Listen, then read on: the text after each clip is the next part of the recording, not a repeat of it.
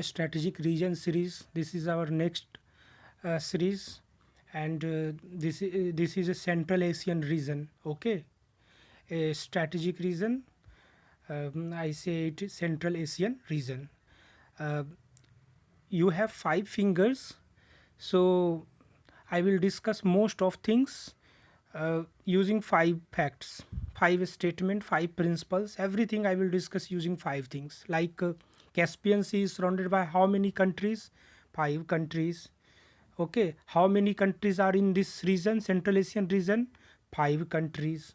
How many facts related to these 5 countries? So 5 fact. So in this way we will proceed. So without wasting time, let's proceed with 5 facts. Whenever you see Central Asian region, immediately these 5 facts should come in your mind.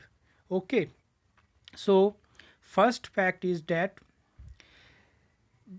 these there are 5 Central Asian countries which were once part of USSR.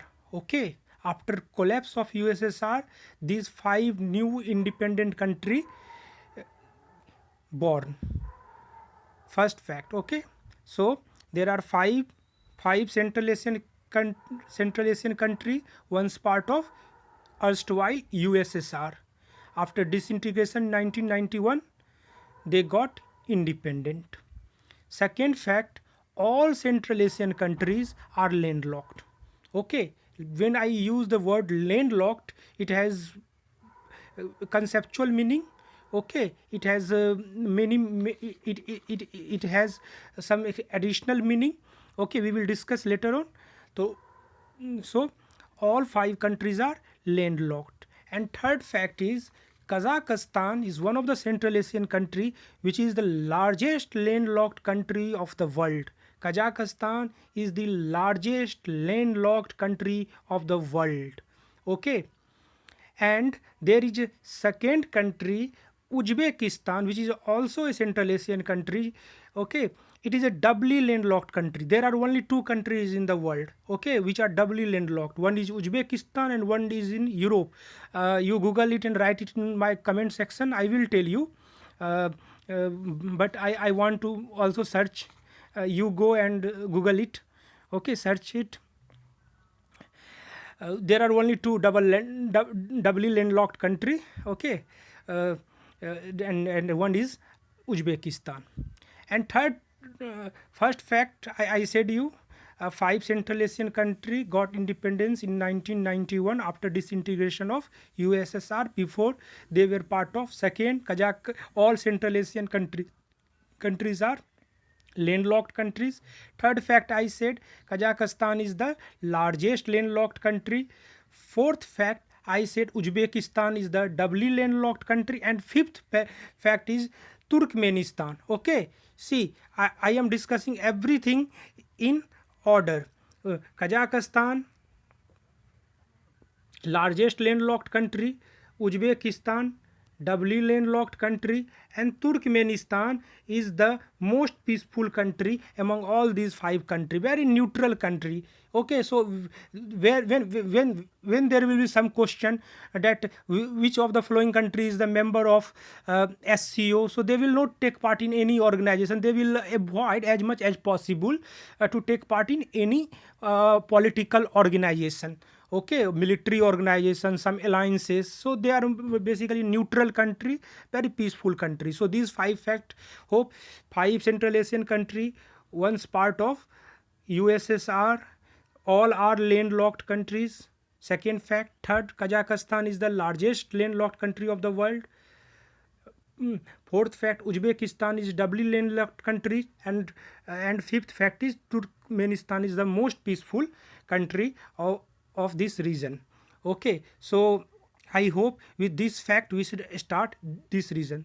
See, when I say all Central Asian countries are landlocked countries, what it means? It means this country doesn't have direct access to either sea or any ocean. So being a landlocked country is a boon for a country or a bane for a country. If you will look as per economic point of view, it totally it's ban, it's a curse for any landlocked country. Landlocked country, because of their location, they are at disadvantageous position, because you see, majority of the trade happens through maritime trade route. Okay, see, take any example, any country, India or China, any country, USA. Okay, so if you will measure the total trade volume, to about 90%, even more than 90%, trade happens through maritime trade routes, and countries' prosperity depends upon trade, export, import, na. Okay, so these countries, uh, because they don't have access to sea, so they lack, they can't do direct maritime trade. So most of the country which are landlocked will be either developing country or least developed country. There are few exceptions. Let's say there are, if total 43 landlocked countries, then hardly 3 4 countries, and that too mostly of Europe, like Switzerland, Austria, Hungary, they will be developed country. But most of the country, I said no, they are either developing country or will be least developed country. Okay, so this is the factor why they are least developed, or because they have to depend on their neighbor country for the transport of their goods. They are forced to maintain friendly relationship. Let take example another landlocked country, that is Afghanistan. See, Afghanistan want to do lot of trade with India, but Pakistan doesn't allow. Okay, Pakistan, there is international convention to allow landlocked country to do some trade, but you know how much international convention are followed in later and spirit. So they Pakistan don't allow Afghanistan to have a trade. They, like just I am giving you one example. They will just say, okay, you want to do trade, I will allow you, but you have to empty your trucks, okay, from whatever you want to give to India, you just give drop, and you have to empty your trucks. Okay, nothing I will allow you to take from India. You can give anything to India, but I will not allow anything to and if you want, then you have to if trucks from India, suppose there is a trucks from India which want to go to Afghanistan, then this truck have to be unloaded in Pakistan, and then that truck will go to Afghanistan. So cost of trade becomes very high. So in this way, you can say that landlocked country has some disadvantages, and they have to depend on their neighbor. They are forced to maintain friendly relationship. So these are some of the constraint which any landlocked country has to suffer. So now without wasting time, let's concentrate on how to study all the countries of Central Asian countries. See, there is everywhere you can't make mnemonics. Somewhere you have to remember through concept. Like I said, you have to remember 5 things about Central Asian countries. So first, these 5 things you have to write down, and you have to remember. Now, how I will explore or study Central Asian country? I will take one fact. I said Uzbekistan is doubly landlocked Central Asian country. Okay, it is doubly landlocked. So I will concentrate on Uzbekistan. Okay, and see, Uzbekistan should be doubly landlocked, so it should be surrounded from all sides by, what is the meaning of doubly landlocked? If a country is surrounded from all sides by landlocked country, then it is called doubly landlocked countries. Okay, so Uzbekistan is doubly landlocked, so it should be surrounded from all sides by a landlocked country. So see, what lies north of Uzbekistan? Obviously Kazakhstan. Okay, I started Kazakhstan, Uzbekistan, then Turkmenistan. And see, Uzbekistan north, and Uzbekistan also surrounds, sorry, Kazakhstan also surrounds Uzbekistan from eastern side. Okay, and also partially from, if you will look Uzbekistan map properly, this way, Turkmenistan surrounds Uzbekistan from west and also from southern side, and east lies which countries? Tajikistan and Kyrgyzstan. Okay, so Uzbekistan, north Kazakhstan, east Kyrgyzstan, and Tajik, and in south lies a country Afghanistan, which is also a landlocked country. So I said no, it is doubly landlocked country. So Uzbekistan borders with Kazakhstan, Turkmenistan, Tajikistan, and Kyrgyzstan. See, there may confusion comes, Tajikistan lies east or west or Turkmenistan. So to remember this factor, Turkmenistan, you can remember Turkmenistan. Turkey is in west or in east. Obviously Turkey is in west, so Turkmenistan is nearer to Turkey, so it should be in west and Tajikistan should be in east. So this is the first fact which I discussed, first thing which I discussed. Let's discuss something more. Okay, you can make this diagram. Kyrgyzstan, this is Kyrgyzstan, and this is Tajikistan. Okay, so similar box you can make in copy. I am giving you few seconds. You can pause the video and you can make note also.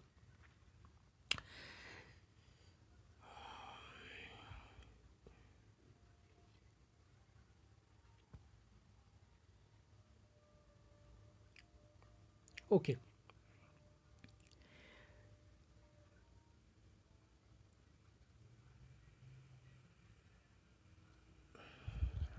Okay, let me start again.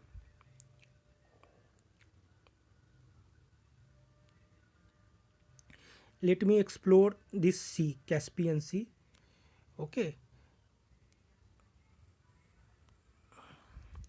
Okay, see, this is Caspian Sea. This is actually, this is a misnomer, and also just here there is a one sea. Oh, one sea. This is okay. This is, you see, this is a Aral Sea, and this is a Caspian Sea. So both of them are not sea. There is a difference between sea, ocean. Actually they are lake, but because of their sheer size they are so large that we call them sea. Okay, but sea, there is a difference between sea and ocean. I will discuss somewhere. And there is difference between lake and sea, but because of Caspian Sea is the largest lake of the world, so it is just named Caspian, but it is lake. Both Aral Sea and Caspian Sea, both are lake. They are not sea. And there is a third lake in Asia, Lake Baikal, which is the deepest lake, okay, which lies in the Siberian region, okay, north of Mongolia. So Lake Baikal is the deepest lake. It lies in cool temperate zones, so winter time heavy snowfall, so get so that get so that lake get recharged every year. But see, this Aral Sea, it get waters from mainly two rivers. Okay, one is Amu Darya, and other is one is Amu Darya and other is Sir Darya. Amu Darya and Sir Darya. But what is going on? Amu Darya and Sir, because of rising population of Central Asian country, water is diverted for agricultural, for industrial purpose. So less water is going to Aral Sea. And also because of global warming, okay, so rate of evaporation is very high. So Aral Sea is shrinking very fastly. Okay, there is a possibility that this sea may become the Aral Sea may become extinct. Okay, people are settling around it. So settle encroachment of the people, global warming, and diversion of rivers water for other purposes led for the shrinking of this Aral Sea. And okay, so let's concentrate on Caspian Sea. It is a very strategic region. I will explain you how and why. See, this is the Caspian Sea. So what are the country that surrounds Caspian Sea? Again, 5 countries will surround Caspian Sea, and you know well that Kazakhstan from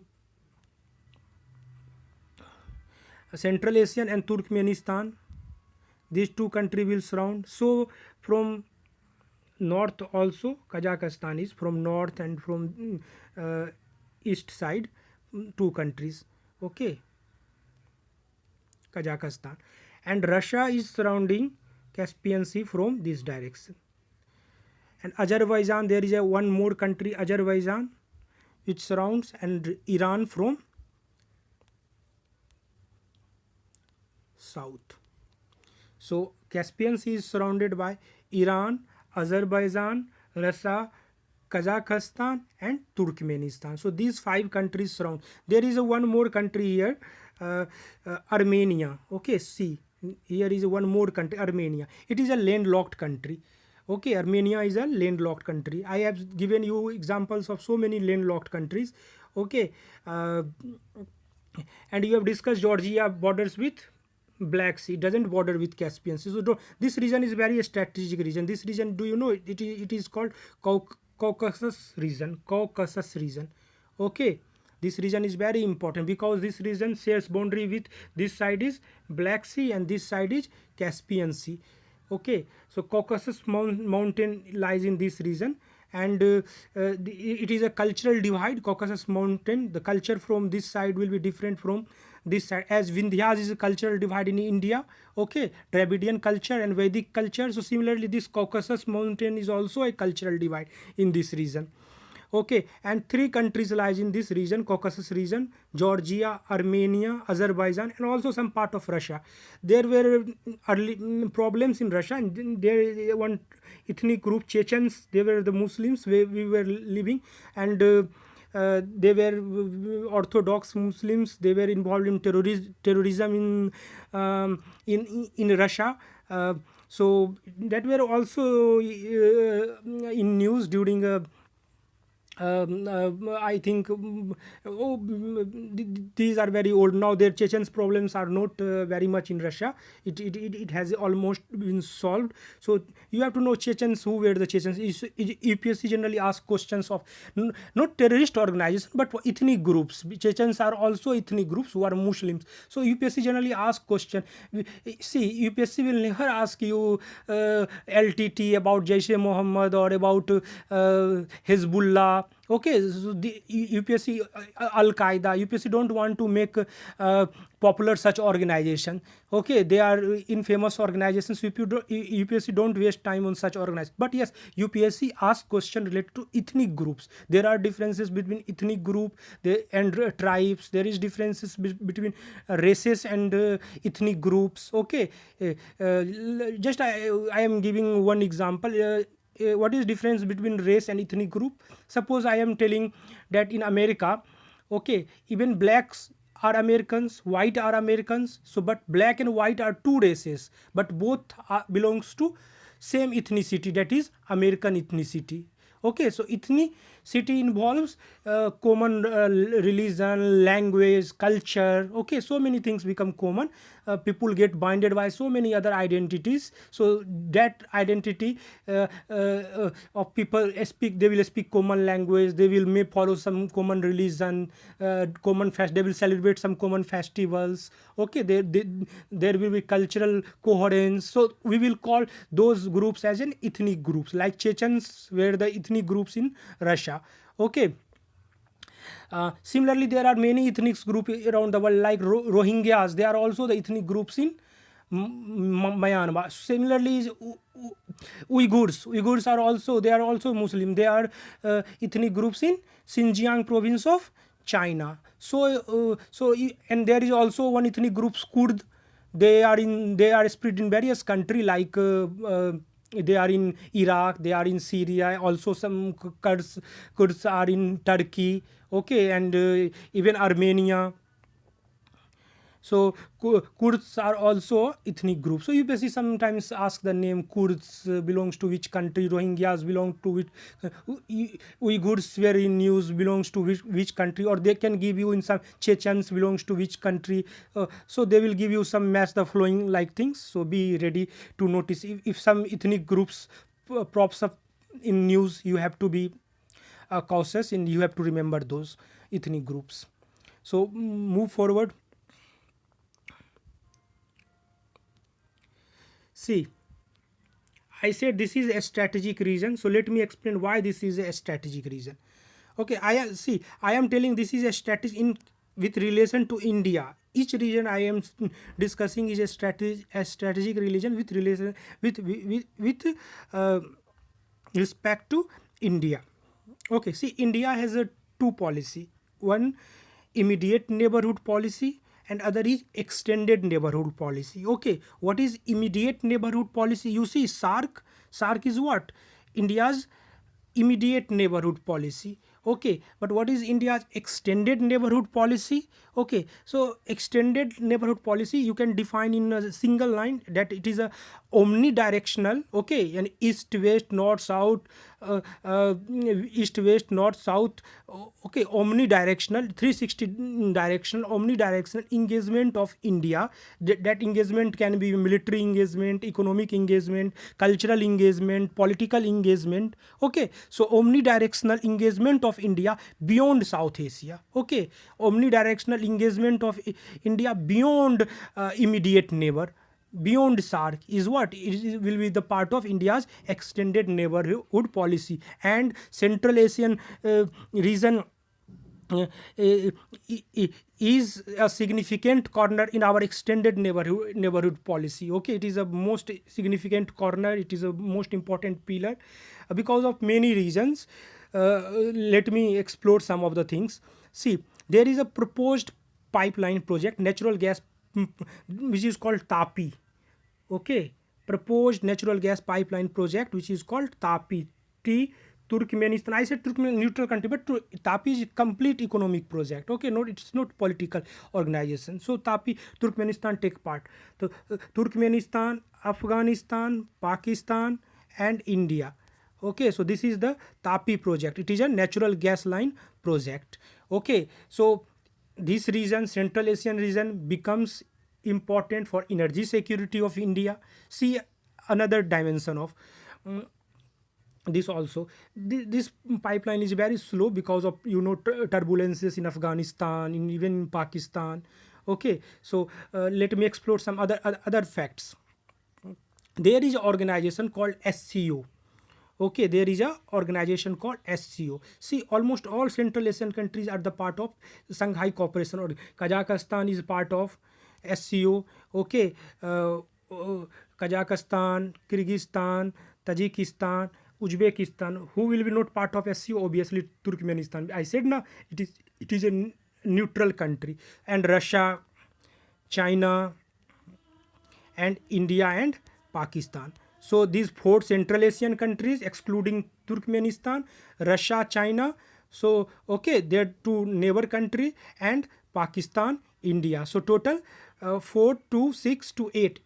SCO is 8-member country. So see, this is also a way to prepare a world map. You can explore some of the organization and you can remember. So I have seen SCO. Who are the members of SCO? Russia, China. China borders with all country. Okay, China is a country, see, which borders with all countries. So it is SCO, China oriented organization. Shanghai Corporation, it is a military and political organization like NATO. Okay, so China borders with Russia, China borders with Kazakhstan, Kyrgyzstan, except Uzbekistan because it's doubly landlocked country. China can't border, of course. Tajikistan, okay, and Pakistan, and also India. So SCO we have studied. Okay, so for SCO also this Central Asian country is important. Let me explore something more of Indian interest.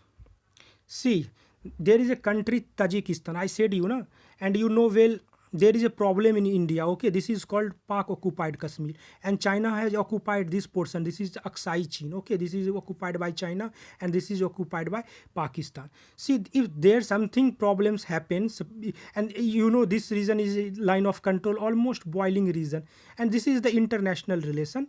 So there is no problem, but problem is where? In disputed region, in POK region, in Jammu and Kashmir region. Okay, so if there's something problem happens, something bad happens, say there is a growing nexus between China and Pakistan, we will discuss later on when we will discuss geopolitics of South China Sea. We will surely discuss there is growing nexus between China and Pakistan. If something bad happens, okay, which will be detrimental to India. Oh, so what? How can India defend Jammu Kashmir from the adversaries from China and Pakistan? Because both countries has attacked India. Pakistan has also attacked in 1965. Sole motto was to snatch Jammu and Kashmir from India. China has also attacked in 1962 and they snatched Aksai Chin. Okay, so both countries, if they have attacked, they can attack in future also. Okay, so India have to be prepared for that. What India has done? India there is a very interesting fact I will tell you. India first military base outside its territory, or you can say India's overseas military base, first military overseas if India has to build, where should India build? Guess and tell me where. India has built its first military base in Tajikistan. It is called Farkhor Air Base, somewhere here. I marked not dot. Farkhor Air Base is in Tajikistan. So see, Tajikistan is important for it, and already there are bases in Ambala, in Chandigarh, okay, in Jammu and Kashmir. So many India SW in Ladakh. So if something bad happens, India can attack from both sides. Okay, India can attack from both sides. So so this country Tajikistan is very important for the defense of India, for defense of the territory of India, for defense of Jammu and Kashmir. So we have a base, you have to remember, Tajikistan in Tajikistan, what is it is Farkhor Air Base, which is operated by Tajik Air Force and Indian Air Force jointly. Okay, so I have finished some of the interesting fact. There are some more facts, like okay, let me discuss in this region. There is a one proposed project. There is a one project which is going on. I will not say this is a proposed project, which is called INSTC. INSTC. INSTC. INSTC, International North South Transport Corridor. Okay, International North South Transport. See, what is this? This project starts from India. Okay, let me draw. Actually, I omitted now. This project starts from India. Then somewhere in Bandar Abbas there is a port in Persian Gulf. Okay, here there is a port, Bandar Abbas. From Bandar Abbas it goes to Bandar Anjali. It is a port of Iran in Caspian Sea. Okay, somewhere. Okay, and then here is a country I said now. Which country? Azerbaijan. Then Baku, capital of Azerbaijan, and then it's St. Petersburg, and then to Europe. So it is a multimodal transport project which was floated by India, Iran, and Russia in 2000 in St. Petersburg, but contract was signed in 2002. It was first floated by Russia, India, and Iran in 2002 in St. Petersburg. But right now many countries have shown interested, like I said now, Azerbaijan, then these Central Asian all countries, they are landlocked, they want access, so they are also interested in this project. And similarly other regional country of these regions, even Turkey are interested, so many countries. So but mainly it is a multimodal transport project. Multimodal means rail, road, sea, port. See, so it is transport project connecting Indian Ocean, Persian Gulf, Caspian Sea to Europe and Central Asian country. So there is also a project. India has made Charbahar port. I said, Afghanistan is a landlocked country. So India has made a project here in in Iran, that is a Charbahar port. India proposed to connect Charbahar port to INSTC, International North-South Transport Corridor. So we have seen almost everything and then this through Charbagh to Afghanistan. There is already a project Garland Road in Afghanistan. Then Afghanistan to these Central Asian country. India want access, because unless you will not have access, you can't build upon economic relationship. And any relationship is derived by economic relationship will be a stable. Okay, you know, polity is the guardian of economy. Yes, political engagement is necessary, which provides a base, but finally it becomes stable after some economic meaning. Unless there is no some economic sense, any international relation can't survive. Okay, so these are we saw some of the projects, some of the organizations: TAPI, INSTC, then Charbagh. Okay, then we saw for defense purpose some of the projects, Farkhod air bases. So hope I try my best to make you understand almost all concept. There is also here one concept of buffer state, which I will discuss later on. And there is a difference between landlocked country and buffer state. Both are not same. So thank you very much. Hope you enjoyed this video.